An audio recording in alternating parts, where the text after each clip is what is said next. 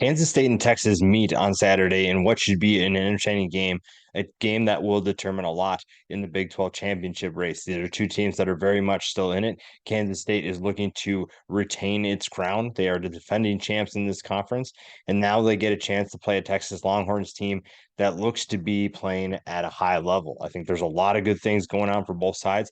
There's plenty to discuss in terms of matchups, in terms of numbers, stats, you name it. There's a lot going on in this game. And for Kansas State, it's still the fact that they are the underdog despite being the reigning champs. Everybody expects Oklahoma and Texas to be the top two teams coming in this year, even with Kansas State winning it last year. And not much has changed in that regard. Now, obviously, when you lose two games to Oklahoma State and Missouri, that doesn't really help. But Kansas State is still very much a contender. They're still very much a team you have to worry about. And the fact that they got Will Howard back means that this team is poised and ready to make a statement. Now, it's going to be tough when you face a Texas team that's playing at a high level as well, but you're looking at two teams that are equally matched, and not necessarily because of the level of talent, because Texas obviously out recruits Kansas State, but Kansas State's culture and Chris Clemens' coaching and that staff really give them an advantage. And there's plenty of players that make that happen, but it's the ability of certain players to step up. We'll dive more into that in a little bit. But guys like DJ Giddens, someone who's not really a highly touted recruit, someone who's not highly coveted by teams like Texas and on that level, he's a player that makes an impact in this game. There's plenty of other players to talk about too. But another guy is Khalid Duke. I think he's someone who was more of a reserve last year, and he has taken a step forward in terms of being a star for this team. There's been a number of players that have done that. When you lose the amount of talent that Kansas State has, you're going to need guys to step up. And so far, we have seen that. This is a team, I think, also that has taken a step forward on offense. They've found ways to put points on the scoreboard. They've found a balanced approach to their offense. And I think that has a lot to do with what Will Howard has been able to do. Now, also, Avery Johnson's another player that would help them in that regard, but he's kind of more of the runner right now. I really like Kansas State. They're such a fun team to watch because they embrace that underdog role. They don't care what anybody thinks of them. They just go out and play how they want to play. They play Kansas State football. And honestly, that's what's really fun about this team. On the flip side, you have a Texas team that is very much looking to make a statement. The loss to Oklahoma was not what they wanted. It was a frustrating game. And then, they follow that up with a frustrating game against Houston. They also lose Quinn Ewers, which has been a storyline that we've talked about for the last week or so. Malik Murphy comes in and he takes care of business against BYU. Was it the best performance? No. Was it the worst? Obviously not. We saw some things that he did really well, but I also think you're still looking at a guy who's not as confident as someone like Quinn Ewers is. He's someone who still needs to take some steps forward. He still needs game reps. You just don't get the feel for certain players, certain, I mean, his teammates, even the throws that he's making to guys like Adonai Mitchell, to Xavier Worthy, you could see that they weren't as accurate as they could be, but he's starting to figure it out. And playing, like I said, getting game reps is really where this game is going to speed up for Malik Murphy. I think that, or really, I guess, slow down for him. The more reps he gets in a game, the more he's going to see the field clearly. He's going to be able to make throws. He's going to be able to make reads because the game is not moving too fast for him.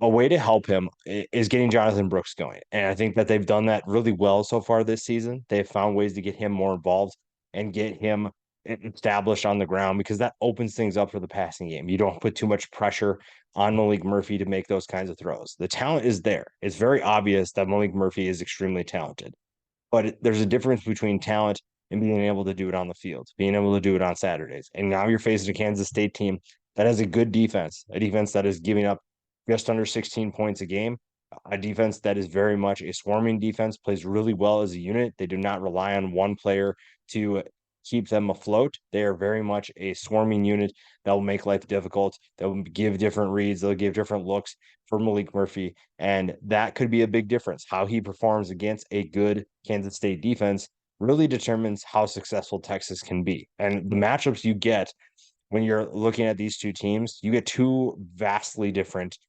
skill sets. And it's not because there are certain players that can't step up. It's just that Texas and Kansas State recruit differently. But that doesn't mean that Kansas State doesn't have matchups that go in their favor. You have certain players like Ben Sinnott, who is a matchup nightmare for anybody that Texas has. Whether If Jalen Ford is covering him, I don't know who's going to, but Ben Sinnott is a tough matchup because he's a physical blocker, but he's also a talented pass catcher. And Kansas State's not going to throw the ball a ton, but they're going to throw it more than they have in the past. And guys like Ben Sinnott make a huge impact. We talked about DJ Giddens. Trayshawn Ward is another player. I think you could make an argument that Trayshawn Ward is the best running back on Kansas State's team. That's not really a hot take. He's that talented. And when you look at what Kansas State has to offer, there are plenty of options. You don't necessarily have to recruit at the level that Texas did to be able to put together a successful team. And the defense is also evident of that. There are not many players that are on Kansas State's defense that a lot of other teams wanted. And that's okay. That's how Kansas State wants it. And that's what drives them. That's what makes them so fun to watch and so easy to root for, is because they are the underdog no matter how good they are. Like you said before, they literally won the conference, and Texas is probably going to be one of the teams that is favored every single year, regardless of what happens the year before. That's just the nature of this Big 12 conference.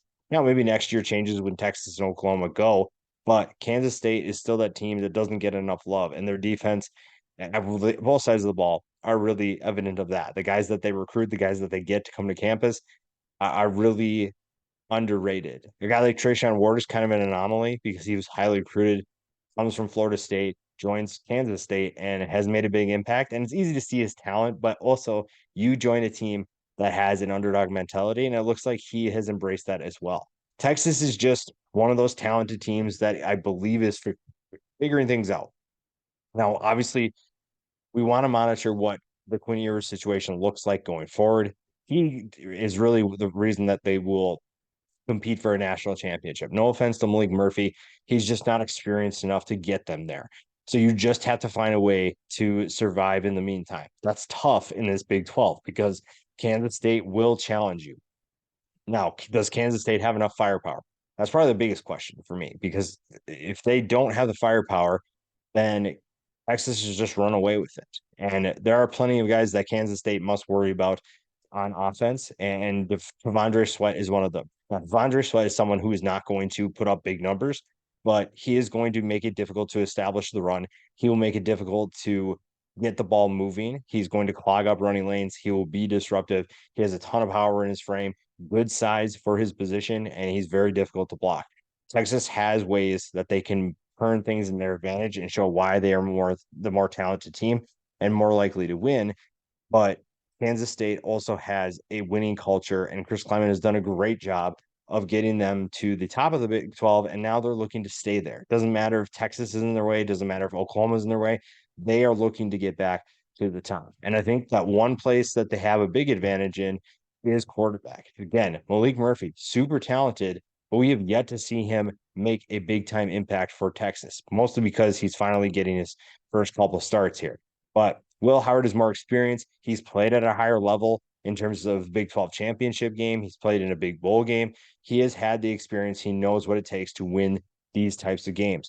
Malik Murphy just doesn't have that yet. Now, maybe we'll see the emergence of a star in Malik Murphy, and that's exactly what Texas wants. But right now, that's where the Kansas State Wildcats have the advantage.